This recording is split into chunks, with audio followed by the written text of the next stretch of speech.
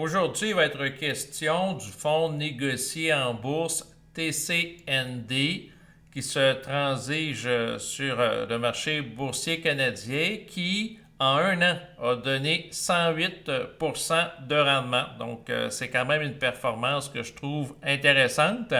Et je vais vous donner un petit peu plus de détails sur ce fonds-là. Donc, dans les prochaines minutes, tout d'abord, vous mentionnez que l'enregistrement présent n'est pas un conseiller en investissement, je ne suis pas conseiller en investissement et bien entendu, investir à la bourse comporte des risques.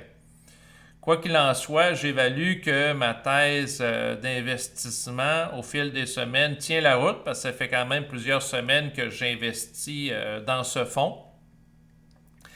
Et ça me permet de faire un rendement qui est quand même intéressant. Ça fait moins d'un an, mais quand même, en quelques mois, je suis à peu près à 30% de rendement. Avoir su, je l'aurais pris avant ce fonds-là, on s'entend. Là. Et je vous explique c'est quoi ma thèse par rapport au fonds d'investissement. Donc, j'utilise une plateforme de courtage en ligne ici au Canada. C'est sûr que l'enregistrement présent par rapport à ce fonds spécifique s'adresse plus aux Canadiens qui ont accès à des plateformes de courtage en ligne là, si, dans le fond, vous voulez avoir accès au fonds. Ma thèse d'investissement est la suivante. C'est un fonds qui est, en fait, qui est lié au TSX 60. Le TSX 60, c'est par rapport aux 60 plus grandes entreprises canadiennes. Donc, le TSX 60, c'est composé d'entreprises du Canada dans le secteur du service financier, comme par exemple la Banque Royale, Banque Toronto-Dominion. Ensuite, il y a le secteur de l'énergie, pétrole et gaz naturel, les matériaux, mines et ressources. Donc, lorsque l'or augmente et les métaux, ben, le fonds est susceptible d'augmenter. Même chose pour la valeur du pétrole. Donc, c'est sûr que par rapport à la période présente où il y a une guerre entre les États-Unis et l'Iran, ce qui crée l'instabilité sur les marchés et on voit depuis plusieurs mois la volatilité par rapport à la valeur du coût du pétrole, bien à ce moment-là, c'est bon pour le TSX 60. Là-dedans, il y a des industries, la technologie, comme l'entreprise Shopify. Donc, vous en avez ici des exemples d'entreprises, là, comme l'industrie minière, ben, il y a Agnico Eagle Mines Limited. Bon, le TSX 60, c'est un indice qui, au fil des ans, si vous le regardez ici, donc c'est un indice qui, grosso modo, là, on parle des chiffres à partir de 2006, mais il y a une tendance haussière qui est là. Et mais il a tendance à monter naturellement. Ma thèse d'investissement en lien avec ça, c'est que le TSX 60, dans les prochains mois, prochaines années, va continuer à augmenter. Et le TCND, ça prend un effet de levier x3 par rapport à l'indice boursier que représente le TSX 60. Avec un effet de levier x3, ça augmente d'à peu près 3 fois la performance du TSX. Ce qui veut dire que si le TSX sur un an fait 30,67% de rendement, ben là, on s'attend à peu près x3. Là, ça nous donne 108,12. Fait que c'est un petit peu plus. Ça peut être un petit peu plus ou un petit peu plus bas.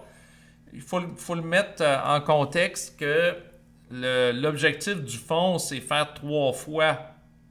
Quand on dit 3 fois avec l'effet de levier, c'est peut être 3 fois les augmentations, mais aussi 3 fois les baisses.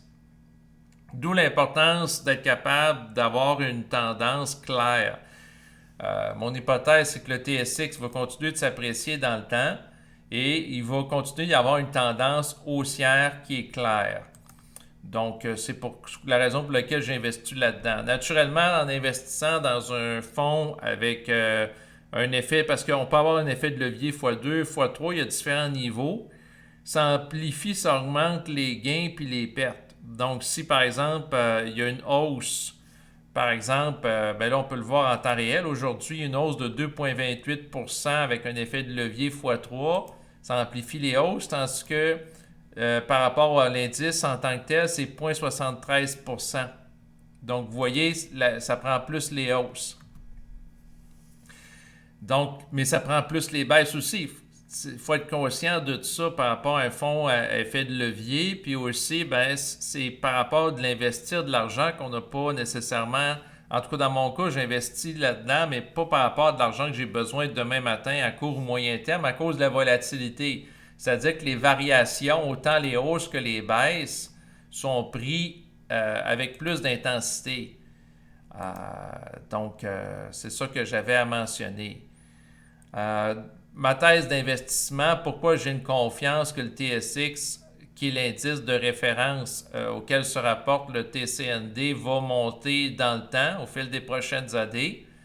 Ma thèse repose tout simplement sur l'analyse de la politique canadienne que je fais. C'est-à-dire que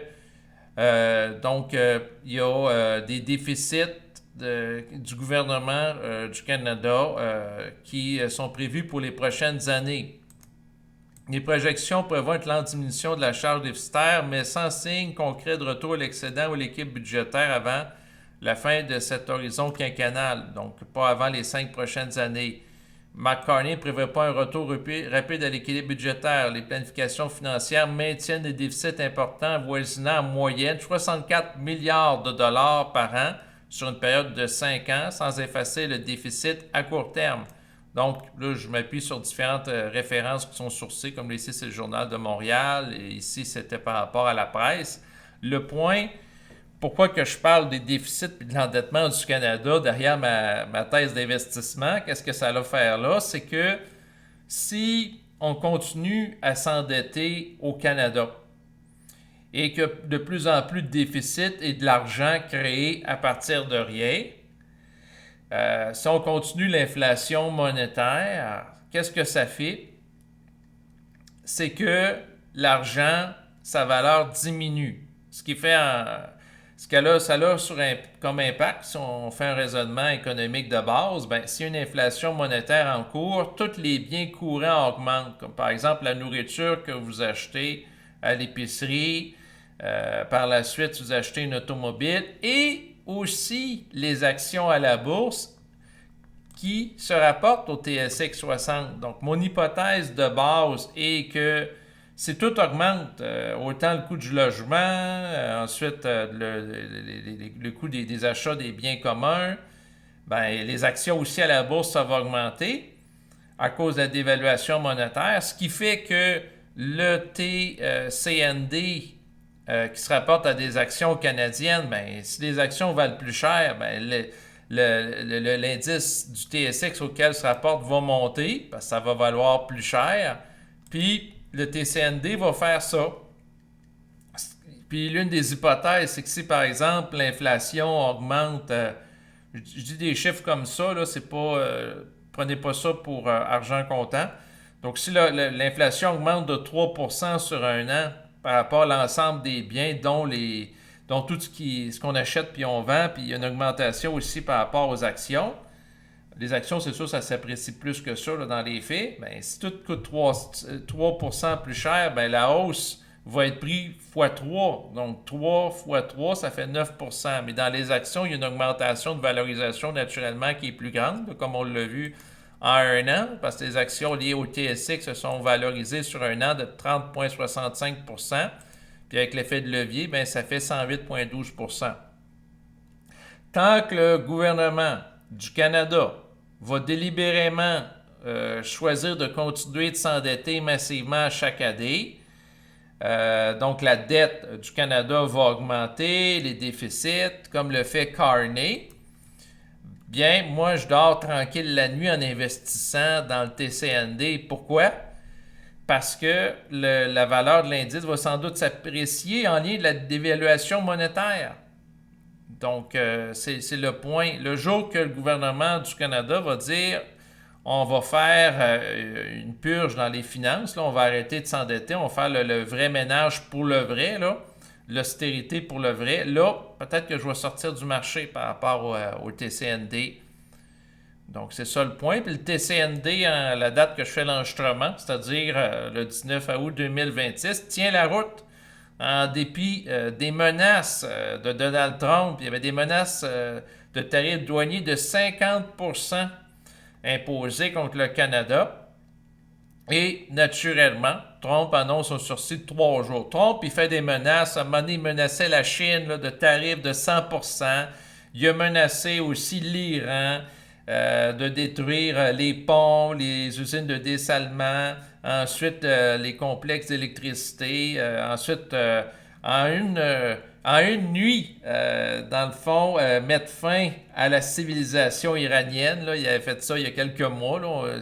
Il donnait quasiment l'impression qu'il va toute la détruire avec l'arme nucléaire. Là. Donc, il est bon pour faire des menaces, Trump. Puis là, il donne des délais. Il n'a pas fait juste donner des délais au Canada, à d'autres pays. Fait qu'il fait des grosses menaces qui sont très fortes, il donne des délais. Mais ce que je vois, c'est que les investisseurs sur le marché ne prennent pas vraiment ça au sérieux. Parce que si je regarde ce qui s'est passé avant que l'exécution de la menace soit reportée, regardez, une hausse minime, quasiment rien. Là. C'est pas de la grosse peur puis de la panique sur les marchés. Puis je pense que les gens, un peu comme une menace d'un virus auquel ils sont tellement habitués, que l'organisme est habitué, là, dans le sens que, même chose pour le marché américain par rapport au Nasdaq 100. Quand Trump parle, ça a moins d'impact là, par rapport aux menaces tarifaires, que ça pouvait en avoir quelques mois. Fait que moi, par rapport, vous voyez, le TCND tient toujours la route. C'est une petite bosse minime hier, là, presque rien, puis après ça reprend. Donc, le point derrière mon propos, c'est que, en réalité, en dépit des menaces tarifaires, puis de toute façon, c'est de voir à quel point ça va être impacté, parce que là, si on parle de l'industrie bancaire canadienne, qui font partie du TSX, ne sont pas tellement affectés par de la hausse de tarifs. Il y a le secteur de l'industrie, oui, mais il y a d'autres secteurs, comme par exemple, si le pétrole augmente beaucoup, puis le gaz naturel, bon, le fait que ça l'augmente, ça compense un peu pour les impacts. Même chose pour les minéraux. L'or, si l'or continue de monter, ben, à un certain niveau, ça compense. Donc, mon impression, c'est que dans les prochains mois, l'or va continuer de monter. Même chose par rapport au pétrole. Et qu'en dépit des menaces, l'indice de TCND va continuer à augmenter de manière continuelle dans les prochains mois. Et soit dit en passant, je l'ai comparé par rapport au TQQ, qui est l'indice à l'effet de levier se rapportant au Nasdaq 100. Et c'est quand même impressionnant parce que sur un an, le TCND a fait une performance, comme je disais tantôt, de 108%. Puis sur un an, le TQQ qui se rapporte au Nasdaq 100, soit les 100 plus grandes entreprises américaines, a donné un rendement de 59,63%. Résultat, une surperformance nette de l'indice du Nasdaq 100 qui, historiquement, habituellement, le Nasdaq 100 va avoir une performance plus grande là, que le TSX 60 là, lié aux 60 plus grandes entreprises canadiennes. Donc, c'est ce que j'avais à dire dans le cadre de l'enregistrement. Et je vous remercie de votre écoute et je vous dis à bientôt. Au revoir.